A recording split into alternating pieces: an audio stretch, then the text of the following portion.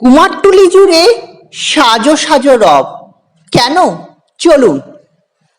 তো বন্ধুরা, আমি এখন বিশাল আকার আলোর তরুণ পেরিয়ে ঢুকে পড়েছি জিপাল স্ট্রিটের গলিতে, অর্থাৎ পোটোপাড়ায়। সাথে দেখা হলো এই অপূর্ব সুন্দর গোপাল সোনার সাথে। খুব সুন্দর গোপাল সোনা এখন বসে আছে মণ্ডপে যাবেন বলে। আর এই দেখুন বন্ধুরা, মা অন্নপূর্ণা পুজোর প্রস্তুতি চলছে। এখানে রাধা মাধব জিউকে আপনারা দর্শন করছেন। তো আর এখানে সাজসজ্জার সরঞ্জাম আপনারা তো এসেইছেন, যারা আসেন কুমারটুলিতে তো জানেনই, এখানে বিভিন্ন মূর্তি রয়েছে। আর এই জায়গাটায় শুধু মাটির কাজ হয় না, আর এখানে অজস্র কাঠামো রয়েছে। সাথে সাথে দেখা হলো এটি গোপাল সোনার সাথে, খুব সুন্দর। এবং গোপাল সোনার উচ্চতা কিন্তু বিশাল বড়। এখনো সাজসজ্জা বাকি রয়েছে, আপনারা তো বুঝতেই পারছেন। তো দোলের দিন পূজা অনুষ্ঠিত হবে।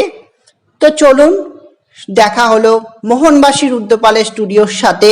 আমার খুব প্রিয় এই মোহনবাসী রুদ্রপালের স্টুডিও, এবং পোটোপাড়াই আমার কাছে প্রিয়। বহুবার আসি সেই ভালোবাসার টানে। আর আপনারা তো পোটোপাড়ায় কোজাগরি তো পড়েইছেন, যারা যারা পড়েছেন আপনারা তো রিভিউ জানিয়েছেন। চলে এলাম আরও একটি মণ্ডপের ভিতরে।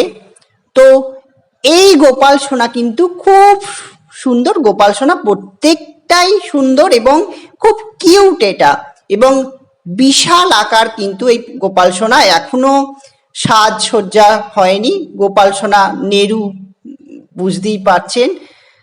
তো খুব সুন্দর লাগছে। তো এটাও দোলে পুজো হবে, দোলের দিন পুজো হবে।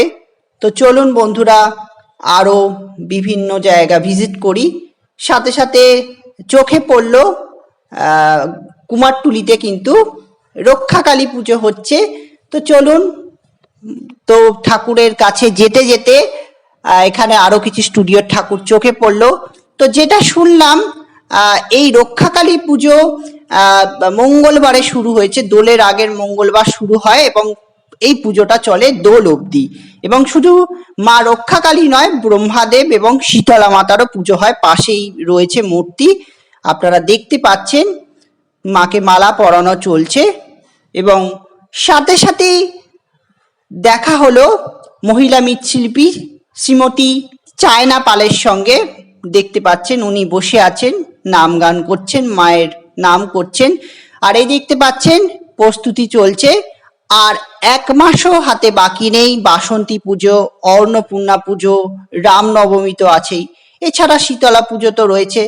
আর এই সময়টা যতটা বুঝলাম যে কুমারটুলিতে কাজের চাপ অনেকটাই হালকা থাকে, আর সেই কারণে অনেক পুজোর প্রস্তুতি শুরু হয়ে যায়। আর এই দেখতে পাচ্ছেন গঙ্গা থেকে মাটি এসেছে, সেই মাটি এসে বিভিন্ন স্টুডিওতে চলে যাচ্ছে।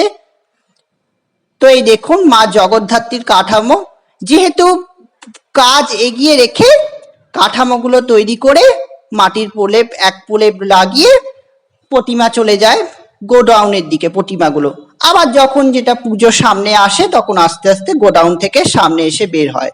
তো এইভাবেই কাজ আগে থেকে করে রাখা হয়, নাহলে সুবিধাই হয়। আর এই দেখুন খুব সুন্দর একটি অন্নপূর্ণা প্রতিমা, এবং ছোট্ট সাইজের, এবং অনেকগুলো, 3টে প্রতিমা এরকম ছোট সাইজের চোখে পড়লো। আর এইটি একটি গোপাল প্রতিমা। আর এই দেখুন এখানেও দুটো গোপাল প্রতিমা বসে রয়েছে, এবং দুটো নয়, অনেকগুলো গোপাল প্রতিমা।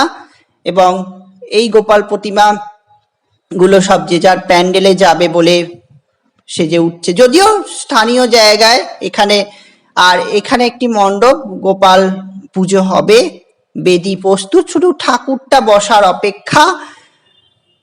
আর এই দেখুন রাধা মাধব জিউকে আপনারা দর্শন করুন, খুব সুন্দর, এত সুন্দর ঠাকুরটা তো বলার ভাষা রাখে না। 3টে প্রতিমাই সুন্দর। আর এখানে আবার চলে এলাম, এখানে রক্ষাকালী পুজো হচ্ছে এবং সাথে ব্রহ্মা পুজো হচ্ছে। তো আপনারা দর্শন করুন এবং সাজটা অপূর্ব। তো কুমারটুলির এলাকায় পুজো, সেখানে ঠাকুর ভালো হবে না? মা তো সুন্দরী, ঠাকুর তো সুন্দরী, এবং সাজও যে অভিনব হবে সেটা তো বলার ভাষা রাখে না। তো চলে এলাম আরো একটি স্টুডিওর ভিতরে, ঢুকে দেখুন এই গোপাল কিন্তু প্রস্তুত হয়েই গেছে, শুধু পুজো হবার অপেক্ষা। নিচে একটি নাড়ু গোপাল বসে রয়েছে। তো যেটা শুনলাম, কুমারটুলিতে দোল উৎসব উপলক্ষে প্রত্যেক বছর কিন্তু গোপাল পুজো হয়। আমরা যেটা জন্মাষ্টমীতে দেখে আসি যে গোপাল পুজো হয়ে থাকে, আর এই গোপালটাও দেখুন। এবং বিভিন্ন স্টুডিওতে, এবং এই পুজো কিন্তু প্রায় 60 বছরের উপরে অনেক পুজোর বয়স। কারণ আমার একটি শিল্পীর সঙ্গে কথা হলো, তার বয়সই উনি বললেন আমার বয়স 71।